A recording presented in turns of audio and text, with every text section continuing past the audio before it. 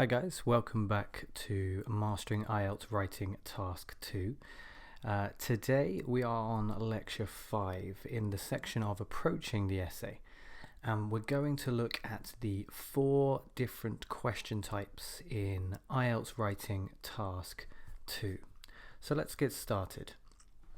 So there are 4 different question types that you might receive in IELTS Writing Task 2, and what are these? These are the opinion, the discussion, the opinion and discussion, and the situation. All different types of question. Now, you can work out which type of question the task is from the language used in the task. Now, the following questions and statements that are going to come up on the screen should be quite familiar to you. To what extent do you agree or disagree? Discuss both views and give your own opinion. What are the problems? What solutions can you suggest? What are the benefits and drawbacks? Is this a positive or negative development? Which factors contribute to this? Is it realistic to expect these factors? Discuss the advantages and disadvantages. And do the advantages outweigh the disadvantages? Now, what I'd like you to do is to pause the video and see if you can work out which questions go in which question types just based on the titles of each question types. So pause this video now and continue when you have completed this task. So hopefully you have a selection of answers. Let's see if they match up with my answers here.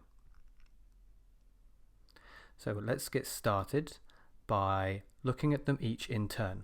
So we started with, to what extent do you agree or disagree? As you can see, this is a pure opinion question. A nice way to think of this is any or almost any question which features the conjunction or is likely to be an opinion task, because you need to agree or disagree. How about discuss both views and give your own opinion? Hopefully you have that in the opinion and discussion question type. The clue is in the word here. So discuss, discussion, opinion at the end, so an opinion as well. The next one was, what are the problems and what solutions can you suggest? And we have this over here in the situation question.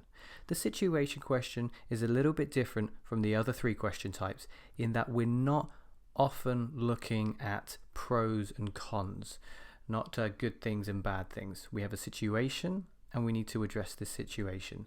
So oftentimes we don't really have an opinion. We're discussing a situation, so it's almost like a discussion, but it's not a pros and cons type discussion. That's more for questions like, what are the benefits and drawbacks? Notice here that we do not have the conjunction or, we have the conjunction and. What are the benefits and drawbacks? There's no opinion. This is a objective type of task, not a subjective where we say, oh, well, I believe that there are more benefits than drawbacks. Now, we are just looking at the pros and the cons. We don't have to take a side.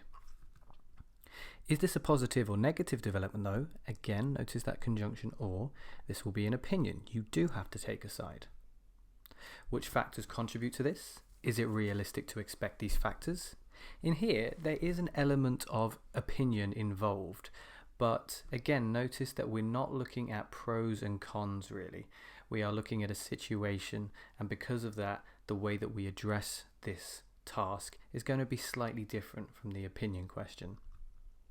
Discuss the advantages and disadvantages. Nice and simple on that one. Notice the conjunction and.